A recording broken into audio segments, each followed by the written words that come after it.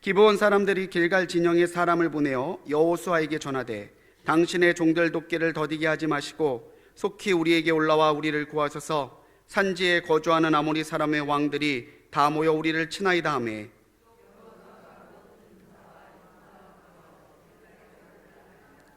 그때 여호와께서 여호수아에게 이르시되 그들을 두려워하지 말라. 내가 그들을 내 손에 넘겨주었으니 그들 중에서 한 사람도 너를 당할 자가 없으리라 하신지라.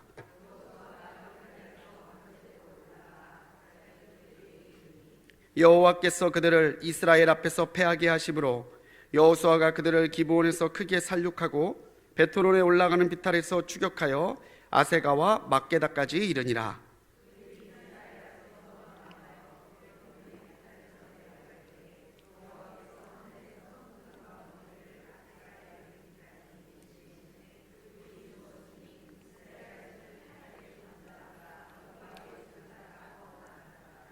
여호와께서 아모리 사람을 이스라엘 자손에게 넘겨주시던 날에 여호수아가 여호와께 아뢰어 이스라엘의 목전에서 이르되 태양아 너는 기브온 위에 머무르라.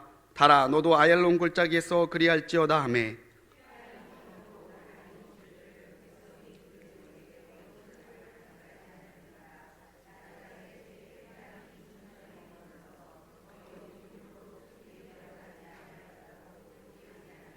같이 읽습니다. 여호와께서 사람의 목소리를 들으신 이 같은 날은 전에도 없었고 후에도 없었나니 이는 여호와께서 이스라엘을 위하여 싸우셨음이니라. 아멘.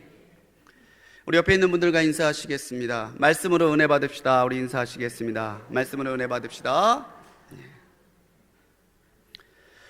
성도님들, 기적에 대해서 어떻게 생각을 하시나요? 기적.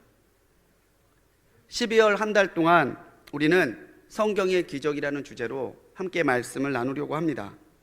성경에는 수많은 기적들이 기록되어 있죠. 그래서 오늘 말씀을 시작하기 전에 여러분들에게 한번 물어보고 싶어요. 여러분들 기적을 믿으십니까? 제가 이 표정은 마음에 안 든다는 얘기죠? 여러분 기적을 믿으십니까? 첨단 과학의 시대에 인터넷이 5G냐 4G냐 다투는 시대에 기적을 말하면은 사람들은 굉장히 이상하게 봐요.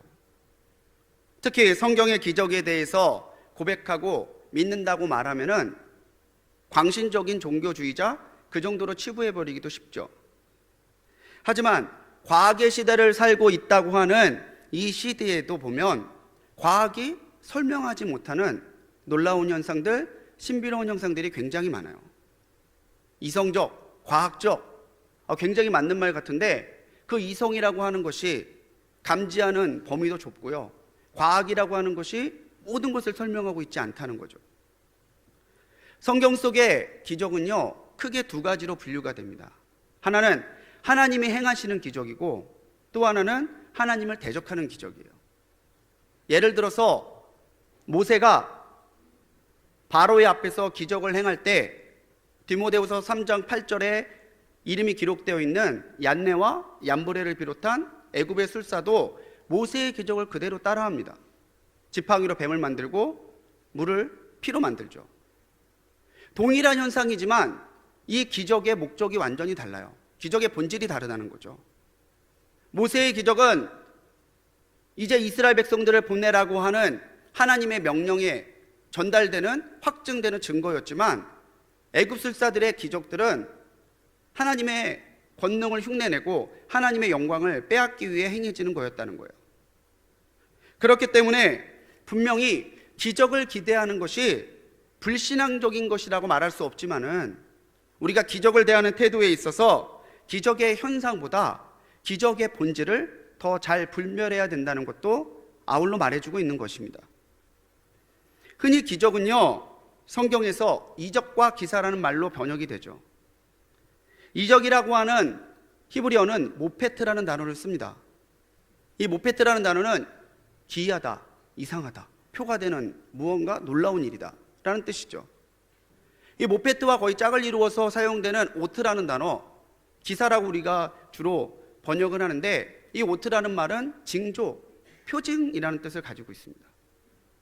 그러니까 어떠한 기적이 일어났을 때 단지 기적의 현상을 보고 와, 세상에 이런 일이, 이런 거에서 끝나는 것이 아니라 그 기적은 반드시 하나님의 거룩한 목적과 결부돼서 일어난다라는 거예요. 오늘 우리에게는 기적이 필요합니다. 오늘 우리에게 하나님의 기적이 필요 없는 사람은 아무도 없어요. 그런데 더 놀라운 사실은 이미 우리는 하나님의 기적을 맛보고 살고 있다는 거죠.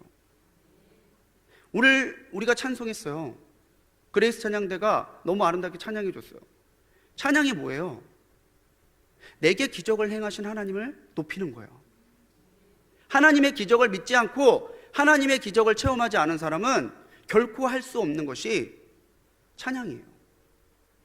목소리 좋은 사람이 박자 잘 맞춰서 아름다운 곡조에 찬양할 수 있어요. 근데 그거는 찬양이 아니죠. 왜? 하나님이 받지 않으시기 때문에 그래요.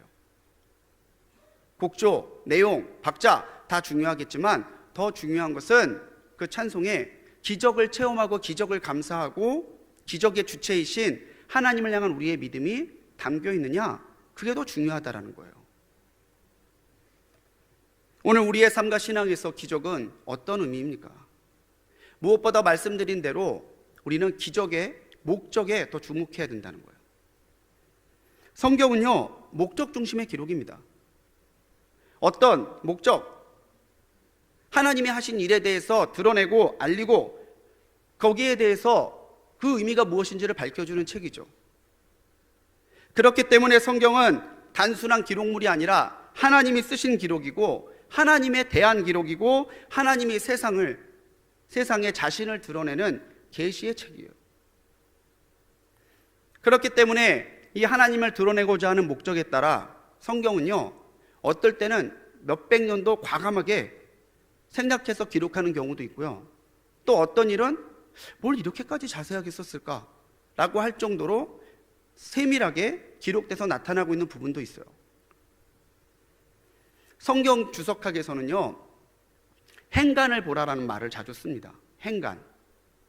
기록되어 있는 문장과 문장, 그거의 내용에서만 보는 게 아니라 이 문장과 이 문장 사이에 행간, 요 사이에 숨겨져 있고 담겨져 있는 의미를 깨달으려고 노력해야 된다는 거예요. 성경의 기적은요, 단순히 우리의 호기심을 충족하거나 또는 우리의 욕심을 채우기 위해서 일어나는 것이 아닙니다.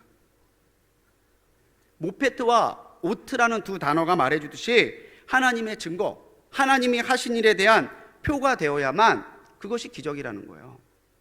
그렇다면 우리가 기적이라는 그 현상을 볼 때에 기적의 그 현상, 일어나는 놀라운 사건, 이것보다도 과연 이 기적을 하나님이 왜 일으키셨을까? 이 놀라운 일을 하나님이 일으키셨는데 하나님은 이 놀라운 일을 통해서 무엇을 이루고자 하시고 무엇을 말씀하고자 하시는가? 거기에 더 주목해야 된다는 거예요. 어떤 기적이 일어났을 때 우리는 무엇보다 정말로 이런 일이 일어난 건가? 야, 이거 사실이야? 이거 정말 이렇게 하는 게 가능한 거야? 그런 기적의 사실성과 가능성에 주목하기보다는 기적이 말하고자 하는 의미를 더 보아야 된다는 거죠.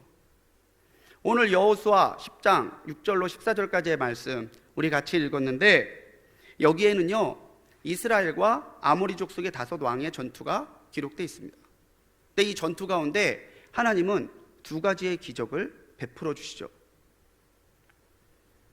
우박이 내리어서 적군을 물리친 사건과 여호수아가 선포하는 가운데 해와 달이 멈추어서 종일토록 내려가지 않은 이 사건들. 와, 우박이 그렇게 많이 내렸대. 우와, 해와 달이 섰대.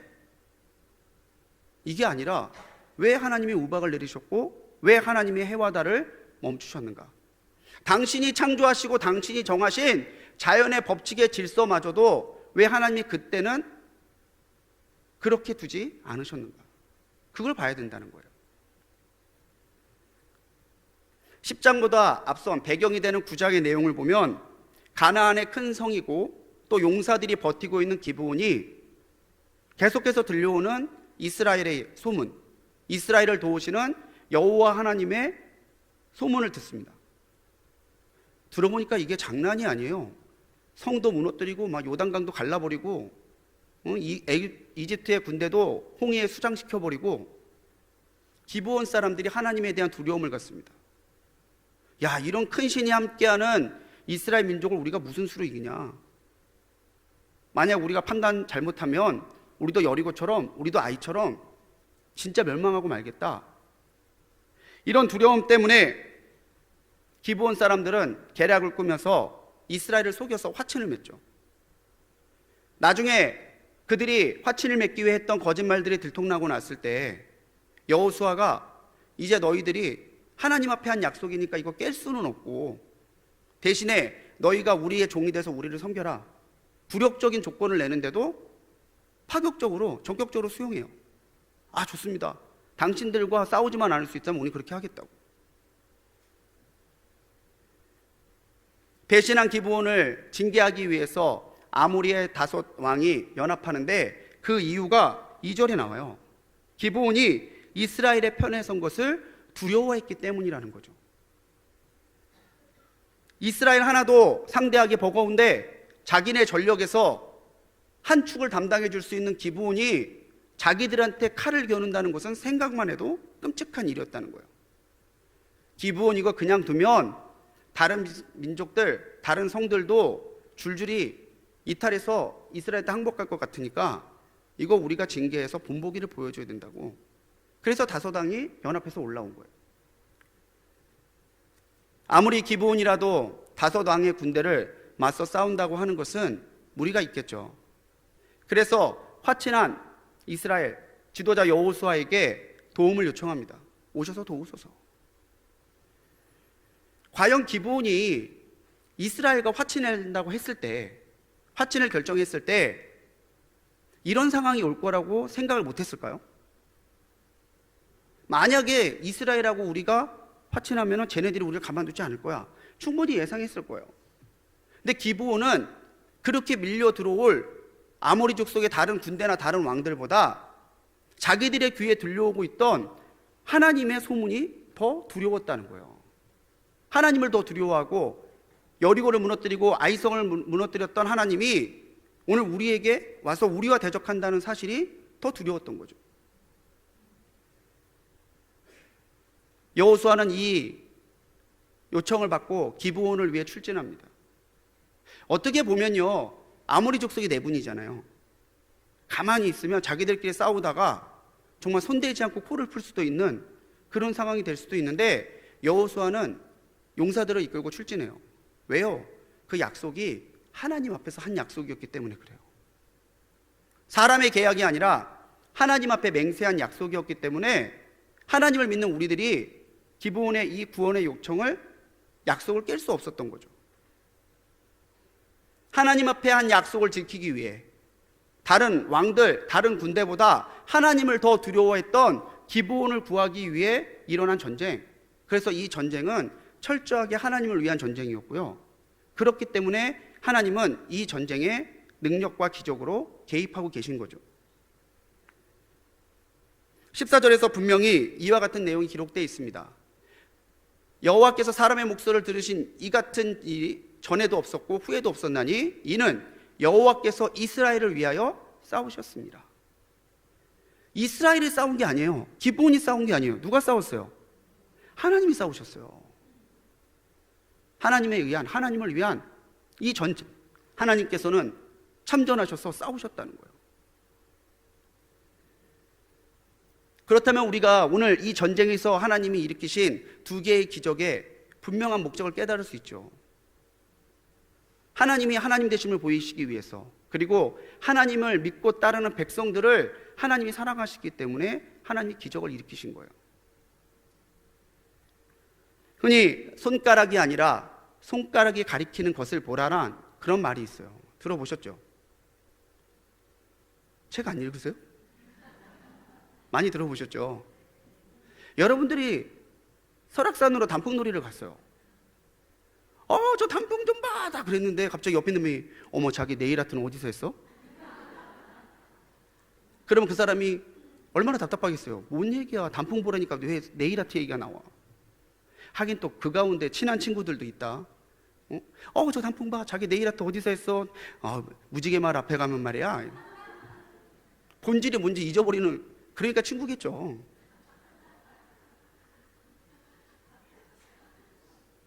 그런데 정말 중요한 건 손가락이 아니잖아요. 손가락이 가리키는 단풍이에요.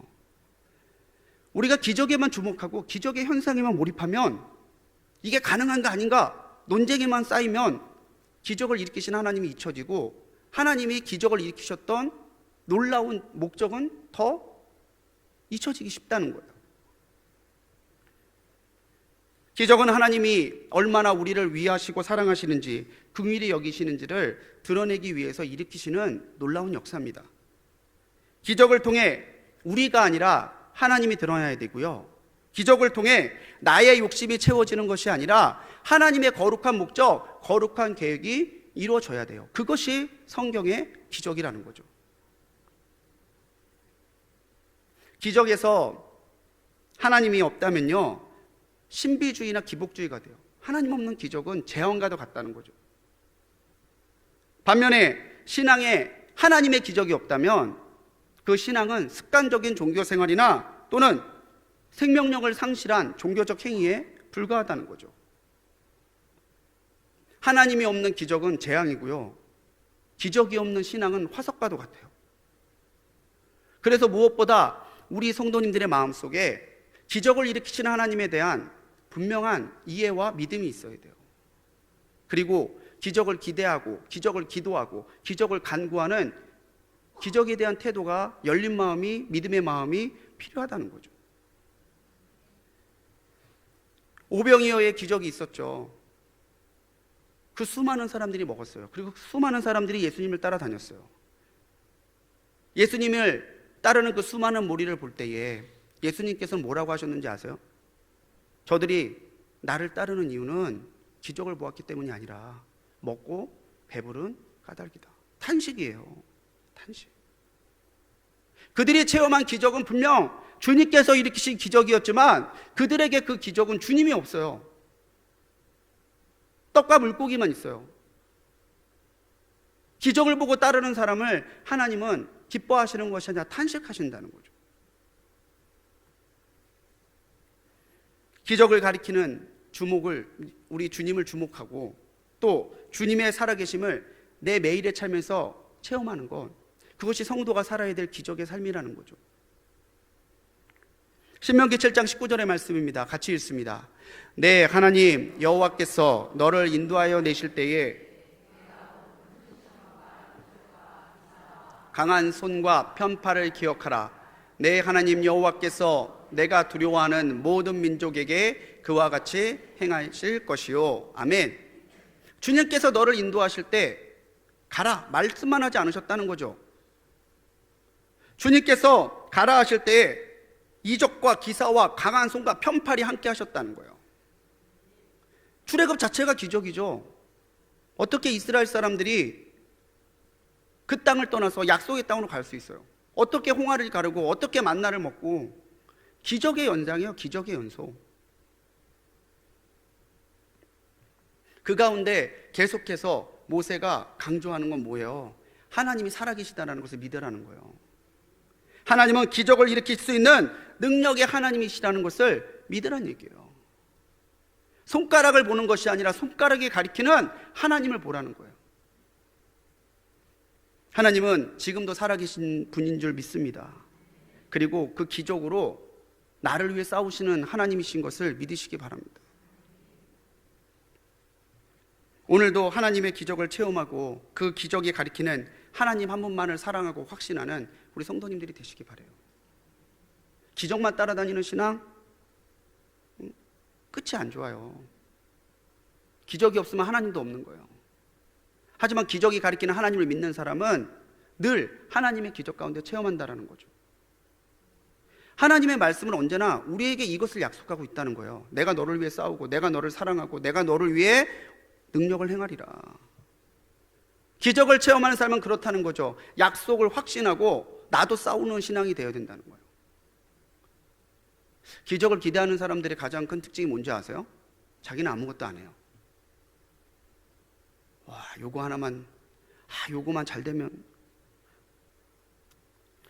주님께서 자기를 위해 일하실 것, 주님께서 자기를 위해 기적을 일으키실 것은 기대하는데 자기는 주님을 위해 무엇을 할 것인지를 고민하지 않는다는 거죠. 여호수아는 하나님 앞에서 한 약속을 지키기 위해 출진하죠. 근데 그때에 주님께서는 8절에서 약속을 하고 계십니다. 그때 여호와께서 여호수아에게 이르시되 그들을 두려워하지 말라. 내가 그들을 내 손에 넘겨주었으니 그들 중에서 한 사람도 너를 당할 자 없으리라 하신지라. 아멘. 자, 전쟁 끝났습니까? 전쟁 끝났어요? 아니, 이제 시작이에요. 싸우러 가야 돼요. 길고 짧은 건 대봐야 아는 게 전쟁이죠. 이스라엘이 이길지 아모리 왕의 연합군이 이길지 모르는 상황입니다. 그런데 여호수아에게는 하나님의 이 약속이 주어진 거예요. 시작도 하지 않은 싸움, 어떻게 될지 결과를 예측할 수 없는 그 싸움에 하나님은 분명하게 여호수아에게 말씀하셨죠. 내가 그들을 내 손에 넘겨주었으니 그들 중에서 한 사람도 너를 당할 자 없으리라. 아직 이루어지지 않았습니다. 아직 나타나지 않았습니다. 그런데 여호수아는 하나님이 출진하는 그 시점에 자기에게 주신 말씀, 그걸 그대로 믿었다는 거죠. 그가 얼마나 용기 백배했는지 9절 말씀을 보면 우리는 미루어 짐작할 수 있습니다. 여호수아가 길갈에서 밤새도록 올라가 갑자기 그들에게 이르니, 갑자기 이 말씀 듣고 전혀 의심하지 없이, 전혀 두려움 없이 여호수아는 전장으로 뛰어들어요. 얼마나 용기 백배했는지 밤새 올라가요. 밤새. 이쪽은 자고 있을 때, 여기는 밤새 올라가요. 그래서 갑자기 아모리 왕의 앞에 떡 하고 나타난 거죠. 이 갑자기라는 단어를 히브리 본문에서 보면 피트홈이라는 단어를 씁니다. 피트홈이 무슨 뜻이냐면요, 눈 깜빡이다라는 거예요. 밤새도록 달려온 그 피곤한 길이 여호수아와 군사들에게는 피곤한 길이 아니라 그냥 눈 깜빡할 사이에 닿을 수 있었던 그 정도밖에 느껴지지 않았다라는 거죠. 이스라엘 군대에게 이렇게 느껴졌는데 아모리 왕의 군대에게는 얼마나 놀라웠겠어요. 아, 이스라엘 출전했대. 그러면 한 3일 있다 오겠구만 이랬는데 갑자기 눈앞에 딱 나타났어요. 벌써 사기는 바닥을 치고 군사들은 당황하기 시작하죠. 10절은요 분명하게 이 전쟁이 누가 싸우는 전쟁인지를 우리에게 알려주고 있습니다. 여호와께서 그들을 이스라엘 앞에서 패하게 하심으로 여호수아가 그들을 기브온에서부터 크게 살육하고, 전쟁이 아니에요, 살육이에요. 쫓아가면서 죽이는 거예요. 얘네들은 이미 싸울 의지와 싸울 능력을 상실했어요. 무조건 도망가는 거예요. 그래서 아세가와 막게다까지 이르렀다라고 기록되어 있는데, 지도를 하나 보시면은 빨간색 동그라미가 베토론이고요, 파란색 동그라미가 막게다예요. 그 거리가 대략적으로 35km 정도예요. 35km를 새벽부터 시작해갖고 밤새도록 밀고 간 거예요. 정말 아모리 왕의 군대들에게는 정말 이런 공포가 없었어요. 도망치도 계속 따라와요. 뒤에선 계속 처절한 비명소리가 나고, 돌아봤더니 정말 칼을 들고 시퍼렇게 살기를 띠고 따라오는 이스라엘 군대밖에 보이질 않는 거예요. 그런데 여기에 하나님의 참전이 시작됩니다. 뭐냐면 우박이 내린 거예요. 우박이. 갑자기 우박이 내리는데 얼마나 거세게 내렸는지 이 우박에 맞아 죽은 병사들이 칼에 맞아 죽은 숫자보다 많았대요. 굳이 우박에 맞아 죽은 사람이 칼에 맞아 죽은 사람보다 많았다라고 기록한 건 뭐예요? 사람이 한 것보다 하나님이 하신 게 더 크다는 것을 말해주기 위함이죠. 근데 이게 왜 기적일까요? 갑자기 우박이 내려서 상대방을 막 때렸으니까? 상식적으로 우박은 주로 겨울에 나요. 우리 여호수아서 앞장을 잘 보면 요단을 건넜던 시기가 요단의 강물이 넘쳤던 3월입니다. 그리고 여리고 앞에서 진을 쳐서 여리고와 싸우기 전에 이스라엘 백성들은 유월절을 지켜요. 유월절이 4월이에요. 그러면 시간적으로 아무리 넉넉히 잡아도 아이성 싸우고 이 아모리 왕과 싸우기 위해 기브온에 갔을 때는 4월에서 5월이에요. 사막의 기후, 사막의 4월, 5월이에요. 상식적으로 우박이 일어날 수 없는 시기인 거죠. 근데 하나님이 겨울에나 주로 나타나는 우박을 사용하셨는데 그 우박에 맞아 죽은 병사가 더 많아요. 기적을 체험한 이스라엘이 내가 했다고 하는 말 하지 않게 하시려고, 하나님이 하셨다는 것을 믿게 하시려고 하나님은 우박이라는 기적을 일으키셨다는 거죠.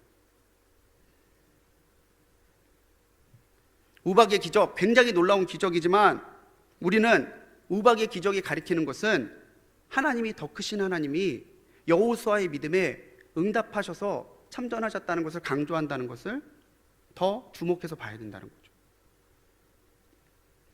우리는 이미 하나님이 이기게 하시는 전쟁을 싸우고 있는 존재들임을 기억하시기 바랍니다.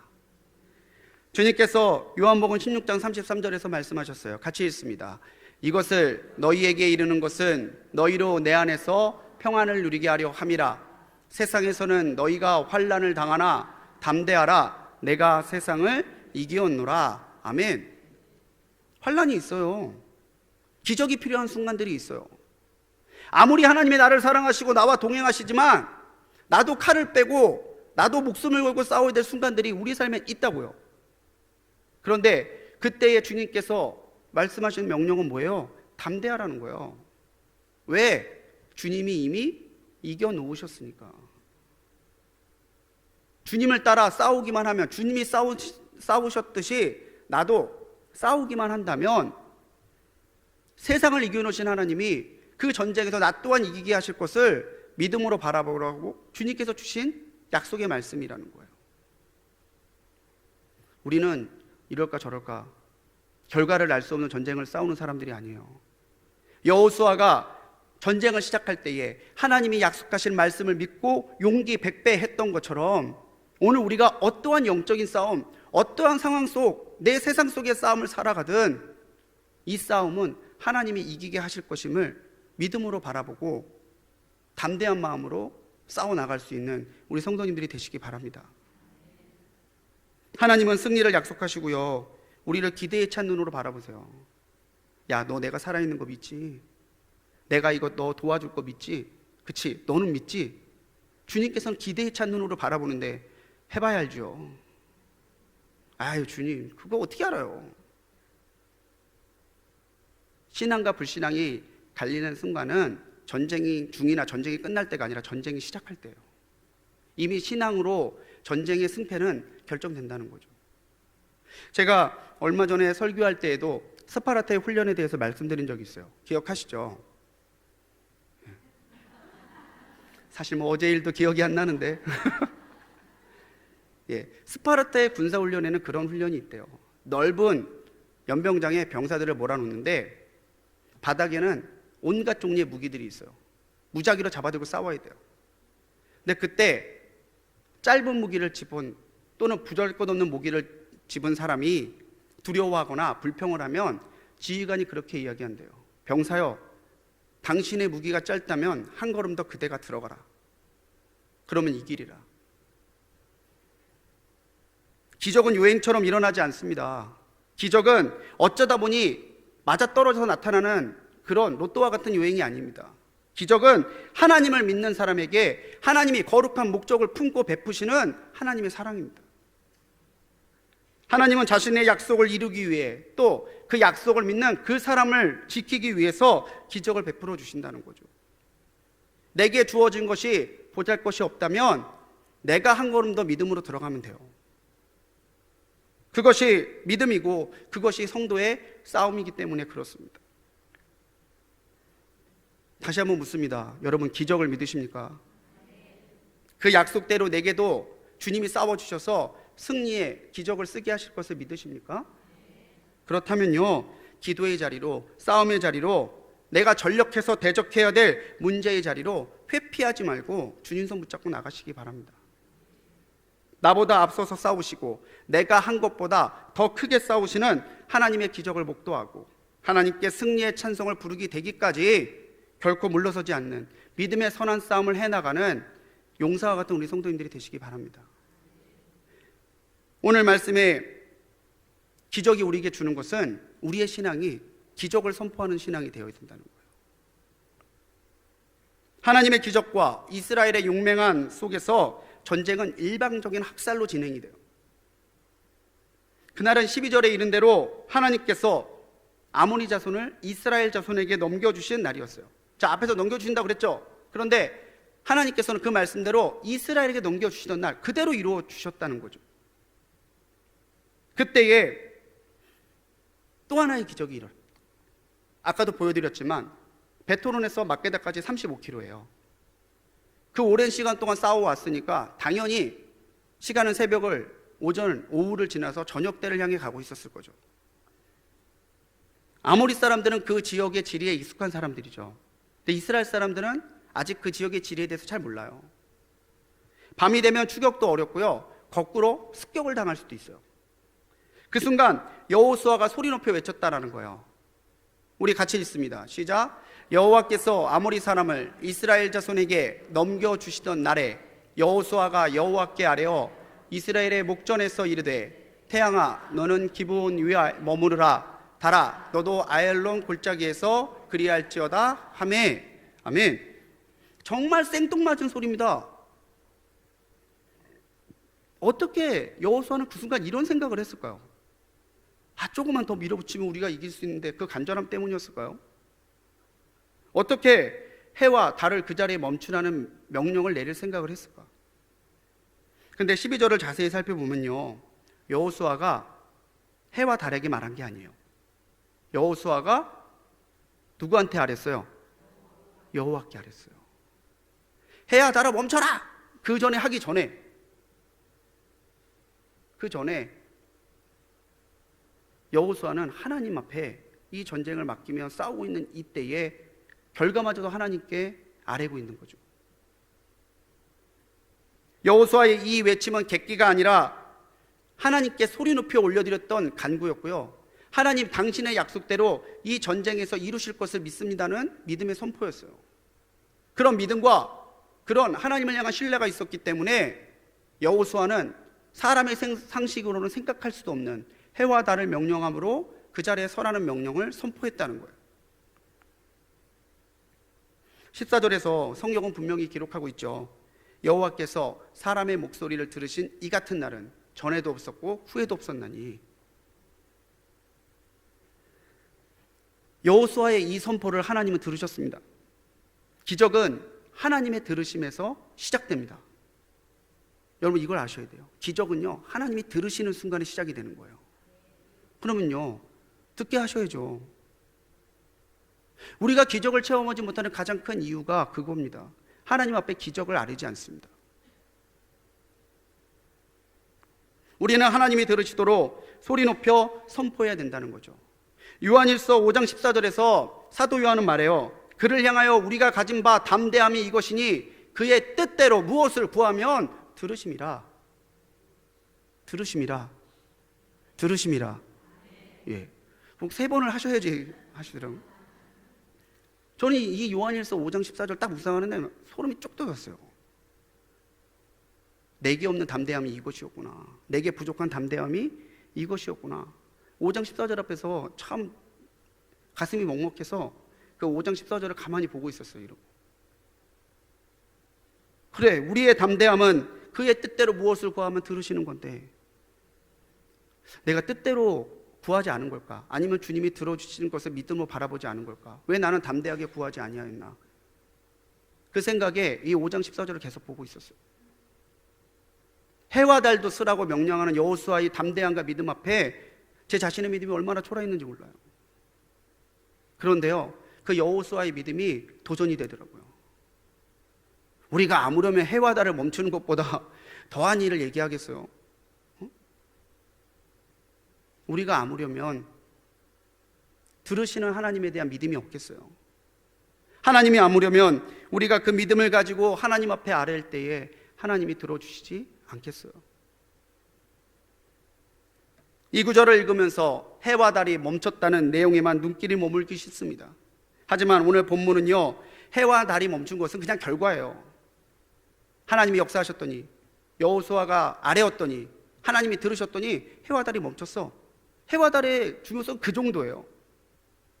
더 중요한 것은 하나님이 자연의 법칙마저도 거슬러서 여호수아의 RM을 들어주셨다는 거, 그게 진짜 중요하다는 거예요. 선포의 신앙에는 기적이 따릅니다. 우리가 참으로 하나님께서 들으심을 믿는다면 우리는 믿음의 선포를 하는 성도들이 되어야 된다는 거예요. 이 해와 달이 멈춘 건요, 또 하나의 의미가 있어요. 뭐냐면 해와 달을 가나안 사람들이 섬기는 우상 중에 하나거든요. 그들이 신처럼 여기는 해와 달도 하나님이 명령하신다면 그 자리에 설 수밖에 없는 하나님의 주권하에 있는 피조물에 불과하다는 것을 이 기적을 통해서 하나님은 한 번 더 나타내고 계시다는 거죠. 정말 라합의 고백처럼 하나님은 위로 하늘에서도 하나님이시고 땅에서도 하나님이시라는 것을 이 해와 달을 멈춤으로, 우박을 거세게 내리심으로 하나님은 하나님 스스로 우리에게 보여주고 계시다는 거예요. 미국의 유명한 복음주의 설교가인 비처 목사님은요, 말에 대해서 이렇게 설교하셨어요. 모든 말은 생각을 걸어두는 옷걸이다. 그 옷걸이에 믿음을 걸어두라. 믿음의 선포에는 믿음이 담기고요, 그 믿음에는 주님의 능력으로, 주님의 기적으로 응답받게 돼 있어요. 그래서 우리가 늘 담임 목사님 말씀하시는 거지만 말로 주님을 시인하고 말로 축복하고 말로 선포하는 믿음의 행동이 필요하다라는 거예요. 자녀를 위해서 믿음을 선포하십시오. 야, 넌 내가 보니까 내 아들이라서가 아니라 크게 될 놈이야. 엄마도 왜 그래? 그렇지만 우리 엄마가 나 크게 될 놈이라고 그랬어. 그거 새기고 세상으로 나가는 거예요. 오늘 우리가 서로에게 믿음의 선포를 하는 신앙이 되어야 됩니다. 하나님이 우리 교회를 세우십니다. 하나님께서 우리 속회를 들어 사용하십니다. 하나님 우리 성교에 은혜 주십니다. 믿음의 선포를 하는 이에게는 믿음의 역사가 나타나요. 그러면 믿음의 은혜, 믿음의 역사가 있는 사람에게는 믿음의 사람들이 함께 모이기 마련이라는 거죠. 불평하잖아요? 믿음이 아닌 불신을 선포하잖아요? 그럼 그런 사람들만 모여요. 나도 솔직히 딱히 얘기는 안 했는데 나도 자기 생각이 좀 그런 것 같아. 뭘 그런 것 같아. 요한복음 12장 13절로 14절에서 주님은 분명히 말씀하셨습니다. 너희가 내 이름으로 무엇을 구하든지 내가 행하리니 이는 아버지로 하여금 아들로 말미암아 영광을 받으시게 하려 함이라. 14절 같이 읽습니다. 내 이름으로 무엇이든지 내게 구하면 내가 행하리라. 아멘. 오늘 우리가 기적을 선포하는 것은 괜찮아, 다 잘 될 거야, 막연한 유행을 요구하는 그런 유행을 바라는 말이 아니에요. 하나님이 들으시고 하나님이 이루실 것을 확실하는 믿음의 선포라는 거죠. 자꾸 말로 역사의 범위를 축소하지 마십시오. 자꾸 나의 생각으로 하나님의 은혜를 말로 까먹어서는 안 된다는 거예요. 마가복음 9장 23절에서 예수님은 분명히 말씀하셨습니다. 예수께서 이르시되 할 수 있거든이 무슨 말이냐? 믿는 자에게는 능히 하지 못할 일이 없느니라. 따라해 보실까요? 하나님이 하십니다. 이 선포입니다. 이 선포를 내가 서 있는 곳에서, 내 가정에서, 내 교회에서, 내 속회와 내 선교회에서, 내가 서 있는 그 어디에서도 우리가 담대하게 믿음으로 선포해야 된다는 거예요. 하나님이 하십니다. 기적은 초자연적인 현상, 자역 법칙을 거스르는 현상만을 말하는 것이 아니죠. 이미 우리는 가장 큰 기적을 체험했어요. 무슨 기적인지 아세요? 주님이 우리와 같은 몸을 입고 이 땅에 오신 거예요. 그 주님이 아무것도 안 했는데 주님이 나를 위해 오셨다고, 주님이 나의 주님이라고 믿음으로 고백만 했을 뿐인데 죄의 원수였던 나를 자녀로 옮겨주신 거예요. 아무것도 없는 내 손에 천국의 열쇠를 맡겨주신 거예요. 그리고 그 이름을 주셔서 그 이름으로 선포하고 구하는 것마다 들으시고 행하시겠다고 약속해 주신 거예요. 우리는 이미 기적의 사람들이에요. 그럼요, 믿음으로 시인하고 선포하는 일만이 남았다는 거예요. 기적을 약속하신 하나님이 약속대로 현실로 기적을 응답하실 것을 믿음의 행동으로 선포함으로 나의 행동이 살아있는 믿음이라는 것을 보이며 살아가는 성도님들이 되시기 바랍니다.